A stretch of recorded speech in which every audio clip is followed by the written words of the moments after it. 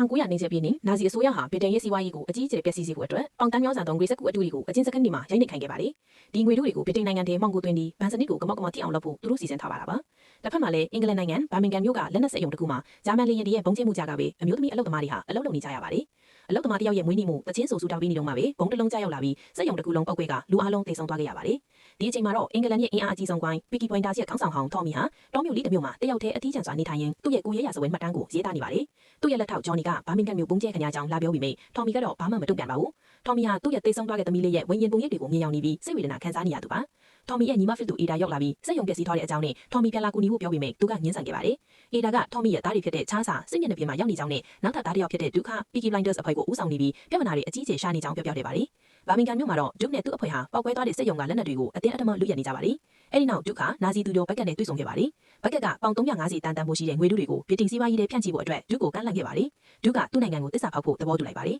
။ထော်မီစီကိုတော့ဒုရဲ့မိခင်ဇယ်ဒါရဲ့အမျိုးညီမကိုရောက်လာပါတယ်။သူမကဂျစ်စီမျိုးနွယ်စုတွေကိုဒုက္ခပေးမဲ့သူတွေနဲ့ဒုပတ်သက်နေတာကြောင့်ထော်မီအနေနဲ့တားစစ်သူကိုပြန်လည်ထိန်းချောင်းပေးဖို့လာရောက်တောင်းဆိုခဲ့ပါတယ်။ထော်မီဟာသူ့ရဲ့စိတ်ဓာတ်ရ PTSD တွေကြားမှာရုန်းကန်နေရပေမဲ့ကိုရဲ့တိုက်တော်မှုကြောင့်မြို့ကိုပြန်ဖို့ဆုံးဖြတ်လိုက်ပါတယ်။မြို့ထဲမှာတော့ဒုကနာဇီတွေခိုင်းတဲ့အတိုင်းတစ္ဆာဖောက်လို့တန်တရားရှိတဲ့သူတွေကိုတပ်ဖြတ်နေပါတယ်။ဒါအပြင်သူ့ကိုတားဆီးဖို့ကြိုးစားတဲ့အတော်ဖြစ်သူအေဒါကိုပါတပ်ဖြတ်ဖို့နာဇီသူမျိုးဘက်ကကအမိန့်ပေးခဲ့ပါတယ်။ဒုကအေဒါကိုတပ်ဖို့ကြိုးစားပေမဲ့မိသားစုတန်ရောစင်ကြောင့်မတက်နိုင်ပဲဖြစ်နေတော့မှဘက်ကကိုလိုက်ရောက်လာပြီးအေဒါကိုပစ်တက်လိုက်ပါတယ်။ထော်မီမျိုးကိုရောက်ရှိလိုက်ချိန်မှာတော့အေဒါတေဆုံးသွားတာကိုသိလိုက်ပြီးအရန်ကိုစိတ်ထိခိုက်သွားပါတယ်။သူဟာဒုကိုရှာဖွေတွေ့ရှိပြီးရိုက်နှက်ဆုံးမကနာဇီတွေရဲ့အစီအစဉ်ကိုသိအောင်လုပ်ခဲ့ပါတယ်။အဲဒီနောက်ထော်မီဟာနာဇီသူမျိုးဘက်ကကိုတပ်ဖို့နဲ့ငွေတုတွေကိုဖျက်ဆီးဖို့တားဖြစ်သူဒုနဲ့ပူးပေါင်းပြီးအစီအစဉ်ဆွဲပါတော့တယ်။နောက်ဆုံးတိုက်ပွဲမှာတော့ဂျာမန်လေယာဉ်တွေရဲ့ပုံကျဲမှုဂျာမန်စစ်သားတွေနဲ့ပစ်ခတ်မှုတွေကြားမှာထော်မီနဲ့ပီကီဘလိုင်းဒါစ်အဖွဲ့ဟာနာဇီတွေရဲ့ငွေတုကိုတောင်ကိုစီးနှင်းခဲ့ပါတယ်။ထော်မီဟာနာဇီတွေရဲ့အစီအစဉ်ကိုဖျက်ဆီးနိုင်ပေမဲ့ဘက်ကရဲ့တနက်တန်ရနှစ်ချက်ထိမှန်ခဲ့ပါတယ်။ဒဏ်ရာပြင်းထန်လာတဲ့ထော်မီဟာသူ့ကိုယ်သူအဆုံးသတ်ပေးဖို့တားဖြစ်သူဒုကိုတောင်းဆိုခဲ့ပါတယ်။ဒုကမျက်ရည်တွေနဲ့ပဲဖခင်ဖြစ်သူကိုပြစ်တက်လိုက်ရပါတယ်။ထော်မီတေဆုံးသွားပြီးတော့ဒုကပီကီဘလိုင်းဒါစ်ရဲ့ခေါင်းဆောင်တဲ့ဂျစ်စီဘရင်ဖြစ်လာခဲ့ပါတယ်။သူတို့အဖွဲ့ဟာကြံရှိနေတဲ့ငွေတုတွေအားလုံးကိုမီးရှို့ဖျက်ဆီးပစ်လိုက်ပြီး